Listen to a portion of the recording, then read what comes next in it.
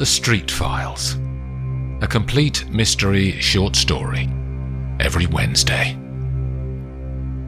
File 41. A Day in Bunhill Fields. Poppy Streete is back in London for the summer, after her first year at Bristol University as a law student, and for the first 2 weeks of her holiday, she is working on one of the many food stalls on White Cross Street in Islington, that sits between the brutalism of the Barbican Centre and the urban coolness of Shoreditch. The stall is run by Malcolm Lark, a friend of hers, who she knows from her school days, and on 4 days every week, he starts cooking 3 different paellas at 9 in the morning, and opens the stall 1 hour later to cater for the hungry tourists, locals and office workers in the area. As well as Poppy today, there's another server on the stall who she hasn't met before, the green-eyed and brown-haired Sarah. As soon as Poppy arrives, Malcolm needs to go to the wholesaler. "They're out of bomber, so I'll have to get Calispara for next week," he says. "I have no idea what you just said," says Poppy, and she and Sarah smile at each other. "You two are in charge," he says, and he disappears off down the road. There's a steady flow of customers for an hour, then the crowds thin out before the lunchtime rush. A woman in her 20s walks up to the stall. She has bright blue eyes and dark brown hair in a bob. "Is Malcolm about?" she says. "He's buying rice," says Poppy. "How long's he been gone?" says the woman. Poppy frowns. "An hour, maybe. Are you a friend of his?" The woman looks disapprovingly at Poppy. "I'm his girlfriend." "Oh, you're Liz," she says. The woman only raises one eyebrow to acknowledge the point. "I'm sure he's got his phone on, if you want to call him," she says. "I want to know where he is, not whether he has his phone on." "Shall I tell him you dropped by?" says Poppy. "No." Liz is curt, and she turns away down the street. Poppy and Sarah look at each other and open their eyes wider. "She's always like that," says Sarah. "Why?" Sarah shrugs as a man's voice rolls in from the next stall. "Take no notice," he says, as he walks over to them, across the no-man's land between the stalls. "We all know Liz, it's nothing you've done," he says. "She and her friend Anna used to work on my stall, but I'm not good enough for them now. Ambitious they are." "I'm used to dealing with different people," says Poppy. "Good for you," he says. "I'm Brian, by the way." He puts his palm on his chest. "I'm Poppy. How long have you been doing this, Brian?" 20 years, he says. "I was one of the first. Shepherd's pie I started with, then chili, and finally gave in to pizza. I might go back. It's a lot of chopping for pizza." 2 customers walk up to Brian's stall. "Excuse me, duty calls," he says, and walks back over to serve the people. A blonde-haired woman stops at the paella stall and Sarah turns to her. "What do you fancy today, Anna? Chicken, seafood or mixed?" she says. "2 seafood," says the woman. Then she adds, "Where's Malcolm?" "Wholesaler." "Good," she says. "I'm meeting Liz for lunch in Bunhill Fields. She's always nervous when he's around." Sarah has spooned out 2 portions of paella into boxes. She pushes the lids down and latches them closed. Then Anna holds out her card and swipes it across the reader. As the woman walks away, Poppy says, "What's Bunhill Fields?" "An old graveyard 1 street over," says Sarah. "Full of old dead writers, like the man who wrote Robinson Crusoe. He's in there. Daniel Defoe. No Man's an Island. No, I'm sure that's someone else," says Poppy. A large group of tourists arrive at the paella stall, and Sarah and Poppy start serving them. That wave of demand continues as lunchtime office workers start to appear. In the midst of the rush, a fair-haired young man walks by, and Sarah sees him. "All right, Will." He waves to her but carries on walking to the pizza stall. "Brian's son," she says. "I nearly went out with him." They can see Brian briefing Will about the state of the food and what he needs to do on the stall. Then Brian walks off and is lost in the crowds, buzzing around the food all along White Cross Street. 2 hours later, there's been no break in the flow of people, and the food is nearly all sold. Then Poppy serves the last portion to a man who missed lunch and has come out to see what's still on offer. "All gone," she says triumphantly to Sarah, but the girl isn't looking at her. She's watching someone on the road.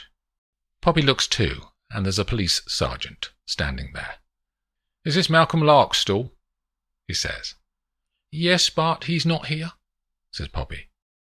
"What's he done now?" says Sarah. "They finally got him." She turns to Poppy. "He was arrested last year for threatening behaviour." "Malcolm was," says Poppy, and she screws up her face in disbelief. "Could you both come with me?" says the policeman.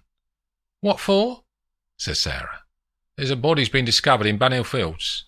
We need someone to identify them." "Is it Malcolm?" says Sarah. "I can't say yet, miss." Sometime during the lunchtime rush, Brian has returned to the stall next door and has taken over from his son Will, and Brian has overheard the conversation between the girls and the policeman. "I'll close your stall down, girls," he calls across, and they accept his offer, collect their hoodies and follow the policeman along Whitecross Street. It's only 5 minutes until they reach the ravaged Victorian walls that surround Bunhill Fields burial ground. At the black iron gates halfway down one side of this rectangular block of ancient land, another police officer is standing guard. Inside the walls, a large group of people are in queues, waiting to give their names and addresses to 2 other police officers before they can leave from the gate on the far side. "This way," says the sergeant, and he leads them inside. A broad pathway bisects the land from east to west, with another loop of pavement cutting up between the old and weathered grey headstones. There's a white police tent stuffed under overhanging branches near the north wall of the cemetery. Sarah and Poppy are led along the pathways, and they all stop next to the tent. "Are you ready?" says the sergeant. "I don't want to do this now," says Sarah. "All right, stand back then. You still okay to do this?" he says to Poppy. She nods and he leans over and grasps hold of the tent flap, then pulls it back. "That's him, Sergeant," says Poppy. The officer drops the tent flap back down to cover the body. "What can you tell me about Mr. Lark, miss?" he says. "He has a girlfriend called Liz, and she was having lunch here in the burial ground with her friend Anna." "You know where they are now?" "No, we've been on Mr. Lark's food stall all lunchtime.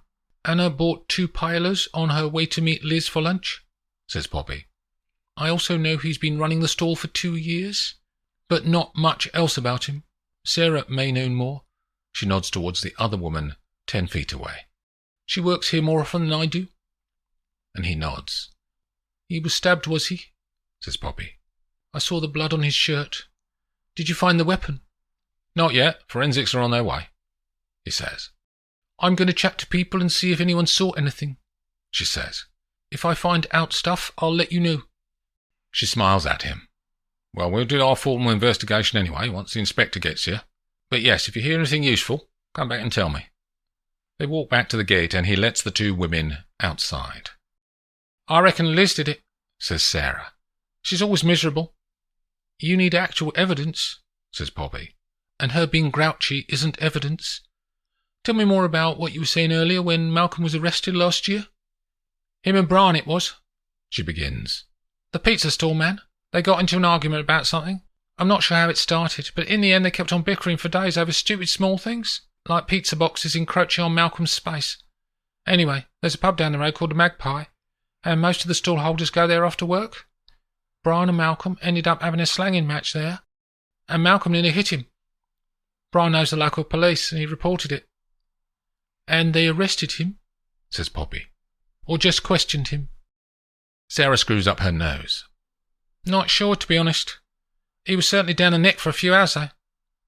Behind Sarah in the distance, Poppy can see a face that she recognises from earlier in the day.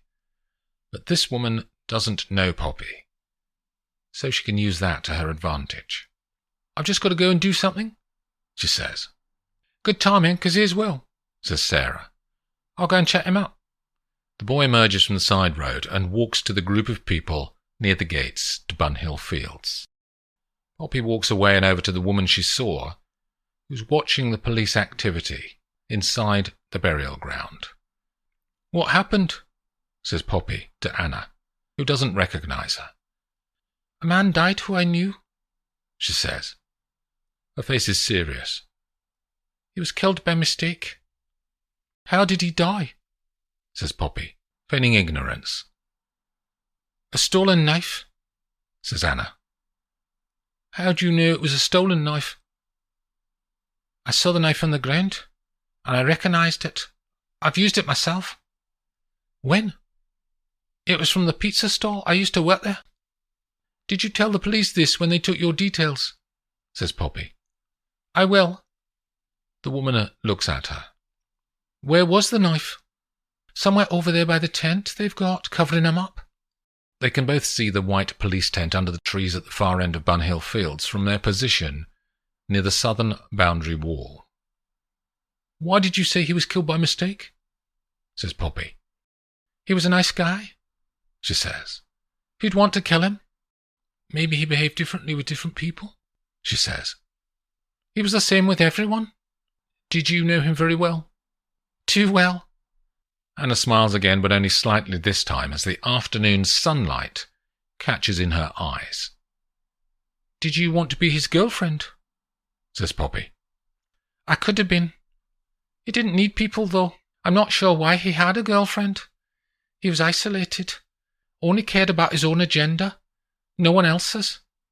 "Why would he follow someone else's agenda?" she says. "Life's about relationships.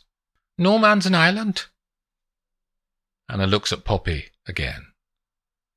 "Did you see who killed him?" she says. And Anna shakes her head. "Sadly not, because I would have stopped them."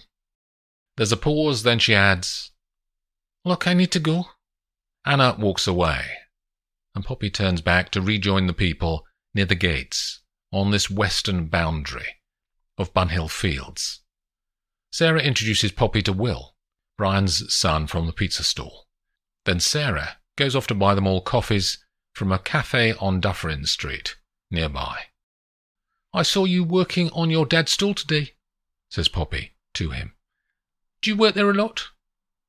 "I do, it's my future," he says. "Dad built it up, but I'll carry it on. He needs to give it up sometime soon, then it'll be mine. He looks after it, though. He had to go and renew the trading licence at the council at lunchtime. He'd forgotten to get a new one. They'd have shut us down if he hadn't gone today." "Malcolm's girlfriend Liz and her friend Anna used to work on your pizza stall, didn't they?" "Yeah, for a year," he says, pushing his hair off his forehead. "You know those two quite well, then?" "Yeah, very well," he says. "We meet up for beers every few weeks." "What are they like?" says Poppy. "Liz pretends to be a grouch for some reason," he says. "She's not, though. But she is a control freak. Needs to have every little thing in its proper place. She used to move all the knives and plates on the stool so they all lined up with each other. She's clever, though. She works things out quicker than me." "How was she and Malcolm getting on?" says Poppy. Will screws up his nose. "I don't want to speak ill of the dead, but Malcolm was a difficult man to get close to," she used to say. "Kept himself to himself. She needed more than that from him. I reckon she would have left him sooner rather than later anyway." "Do you know anything about how he died?" says Poppy. "No, nothing," he says. And she decides to take a punt. "Someone reckons he was stabbed with a knife from the pizza stall." "Did they find it then?" "Someone saw it. I don't know if the police have it." Will's demeanour has shifted. His previous cool, disconnected attitude is gone. Now he looks concerned. "How could they have it?" he says. "There were people in the burial ground when he was killed. There's probably at least one witness once the police get to do their inquiries. They know everyone who was in there because they took everyone's details before they let them out." "It'll be too late now, though, won't it? DNA can get washed off, can't it? If you bleach everything." "Maybe," says Poppy. And she decides to test him further. "There are two ways people commit crimes. Either they plan it all in detail, or they just get annoyed. Their subconscious takes over and they lash out at the spur of the moment. She's been watching the muscles on his face while she's been talking to see if anything she's been saying strikes a chord of truth with him. Which of those do you think happened in this case of Malcolm's death? Why would I know? Says Will. When I talked about the knife being from your dad's stall, you changed, she says. If you know something, Will, then you need to report it, or tell me, and I'll report it. I was on the stall when he died. I didn't see anything. How do you know when he died? She says. The police haven't announced anything. Will looks concerned. You're clever like Liz, he says. Sarah returns with coffees, and the conversation changes to the mundane, until Brian appears from the crowds around them, who are still gathered near Bunhill Fields, and attracted by the drama of the crime. Everyone in the market's in shock, says Brian. He looks at the three of them, one at a time. Everyone liked Malcolm, he continues. What are people saying about why he died? Says Poppy. He must have got on the wrong side of someone. She reckons it was a knife from our stall, Dad, says Will, nodding towards Poppy. What are you talking about? Someone told me, says Poppy. Have you got all of your knives then? Brian frowns now and changes from his normal cheery demeanour. He looks at Will as he thinks. What is it, Dad? I was just cleaning up the stall, says Brian. There is a knife missing. The other three all look at Poppy. Who told you about the knife? Says Will. Anna, she says. Brian and Will exchange a glance but don't speak. I'm going to have to tell the police about your missing knife, she says to Brian. I may have been wrong about the knife, says Brian. Maybe it slipped down the back of the tables or something. You were on the stall, Will, today. Did you notice? Of course not, I was serving. And cutting things up. All right, Sherlock, says Brian. I'll go and report the missing knife. He walks towards the police on the gate, and Will follows him. Poppy and Sarah both coincidentally drink from their coffee cups at that moment. As they lower the cups back down, they both see Liz on the corner of the side road. She scans the crowd gathered outside the black gates, and her gaze lands on Poppy and Sarah. Then she starts to walk over. What's all this? She says, and waves her hand vaguely around the crowds of people. Poppy and Sarah can't think of the right form of words initially to reply. Then Poppy says, Someone's been killed in Bunhill Fields. Liz looks concerned. I was in there earlier, she says. Having lunch with Anna, weren't you? Says Poppy, and Liz turns her head quickly to look at the girl. What do you mean? She says. Anna bought paella from us on the way to meet you. Liz's face takes on a more dismissive look. I wasn't having lunch with Anna, nor in Bunhill Fields. I went to the Fox on Paul Street, but I walked through the graveyard to get there. It's 5 minutes away. Poppy looks at Sarah, and the girl opens her eyes wider and shakes her head in silence as she knows what Poppy is going to say without words between them. I need to go and make a call, says Sarah, and she hurries away. I've got some bad news, Liz. You have? It's about Malcolm. Poppy prepares to try and not miss any of the woman's reactions in the next 5 seconds. What about him? She says. He's the body in Bunhill Fields. In the first 2 seconds, it's as though Liz hasn't heard. She keeps her eyes on Poppy's and blinks once. Malcolm, she says. There's a pause.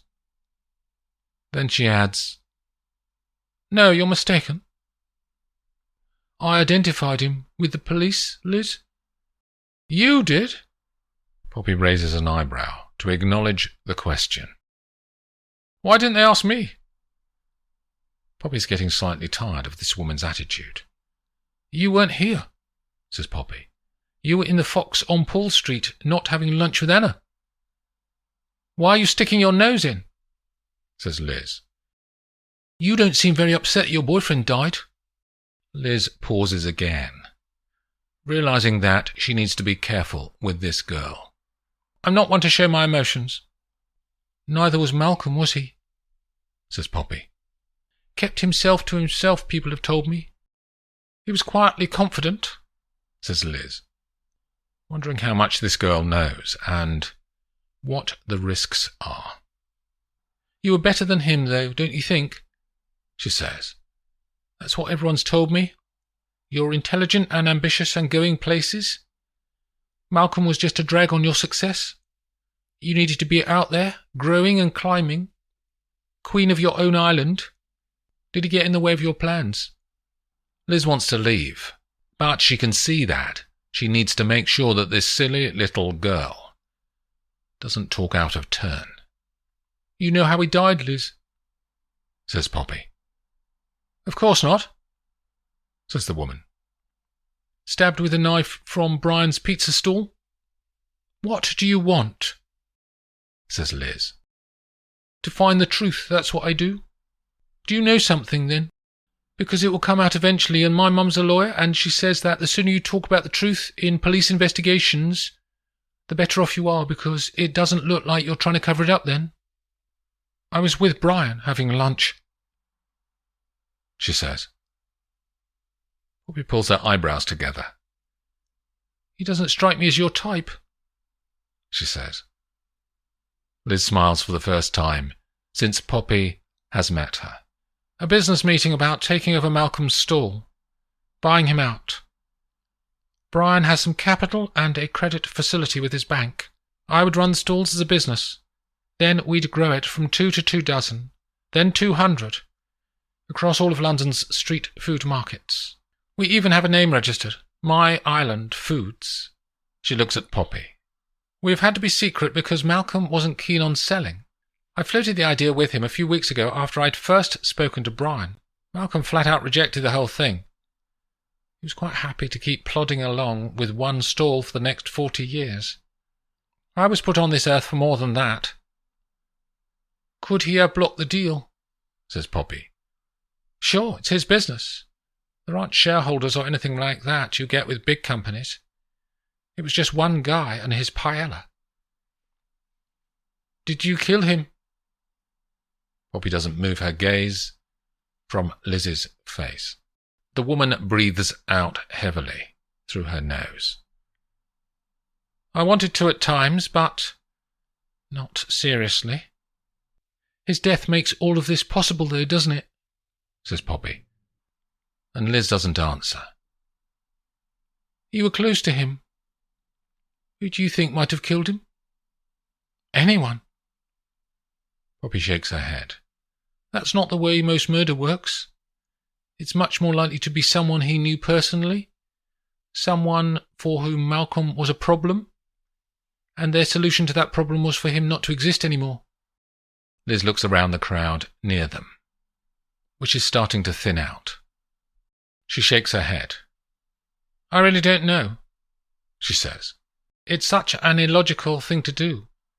It's just not how my brain works." From the crowd, Anna appears and stops next to them. "I saw you from over there. You're the girl I was talking to earlier. Now you're talking to Liz. What's going on?" "I worked for Malcolm," says Poppy. "You pretended not to know him?" she says. "I don't think I said anything about him. We were just chatting." Anna looks at Liz, but she's obviously concerned about something. "You said you were at lunch with Liz, Anna," says Poppy. "But that wasn't true. Why did you say that?" Anna looks bemused. "I didn't say that. When did I say that?" "When you bought 2 paellas from Sarah on the stall." "Who did you meet, Anna?" says Liz to her. "A secret man?" And the women wait for her to answer. "It was Malcolm." Liz frowns. "Why were you meeting him?" says Poppy. "We were planning a business," says Liz. "Planning to buy out Brian." "So you met Malcolm in Bunhill Fields and ate some of his own paella?" "Yes," says Anna. We talked about the plan, but he was getting cold feet. I spent most of the time going on and on at him about the opportunity, but he wouldn't budge. Something had changed in his mind since the last time we spoke about it. Did you get angry? Says Poppy. And stab him, you mean? Anna shakes her head. Not me, not my style. Where was he when you left him? Where the tent is now, that's covering him up. I had to get back to work. I have a job up on Old Street at a high-end caterer's. I'm learning the ropes to grow my empire. And you didn't see anyone else around? Says Poppy. No, not apart from Will. Will? She says. And Anna nods. He was on the grass near us, but he has lunch in Bunhill Fields every day. Is he still around here? Says Poppy. And they look around the crowd but can't see him. Poppy decides to take a large walking route around the people to see if Will is still here. By the time she gets back to the two women, Will is with them, and the group of three are arguing. As Poppy arrives and Will sees her, he says, This is all your fault. What is? Dad reported the knife to the police, and now I've got to go and make a statement. You were in the graveyard, Will, so the police are going to talk to you anyway? They took a list of everyone's names to get statements, in case there was a witness. They didn't get mine, he says, defiantly. Why? I slipped out. There's a part of the wall you can get over. Why did you do that? Says Anna. You were near Malcolm. I saw you. Did you attack him, Will? Says Poppy. He doesn't answer, but starts to run off into the crowd. He has to push through as everyone is packed close in together, near the gates. Stop him, calls Poppy, and one man tries to grab the running Will, but he slips out of the hold. Someone else tries too, but Will is too fast. He crashes out of the crowd, but the police sergeant is there, with another officer, and this time they do get a firm grasp of Will. The three women scramble through the crowd. Poppy talks to the police about what she has found out, and Will is taken to sit in a police car nearby. The sergeant tells Poppy to come and wait by the car, as his inspector is on the way and will want to talk to her. As they stand there, the policeman leans in towards Will, on the back seat. Anything to add to what the young lady has told us, sir? He says. Will looks at the floor. Tell the truth early, says Poppy. It's always better than waiting. He looks up at her now. What had he done to you? She says. He was buying Dad's stall. I would have had nothing. I had to stop him. Did you set out to kill him, though? Says Poppy. No, I took the knife to scare him. Then it all went wrong. He was stabbed by accident. Why go to these extremes, though? She says. You could have just talked to him. It's all I've ever known, says Will. From when I was a tiny lad, helping out on a Saturday. Dad had promised it to me years ago. What's going to happen to me now? The police will put a case together. It may be manslaughter, not murder, but you'll get a solicitor at the police station and a barrister for when you go to court. I didn't mean to kill him. It just seemed to make sense in that moment. I got scared of being left, like on a desert island, miles from anywhere, miles from anything you know. Another police car is approaching up the road. This is my inspector, a bit late, says the sergeant. The car stops, and Inspector Mirren steps out. Poppy Streete, says Mirren. You know her, Gov? I do, and her mother. Mirren smiles at Poppy. She solved it, Gov. Found a killer. That doesn't surprise me, says Mirren. Come over here, Poppy. Tell me all about it. The Streete Files. A complete mystery short story every Wednesday.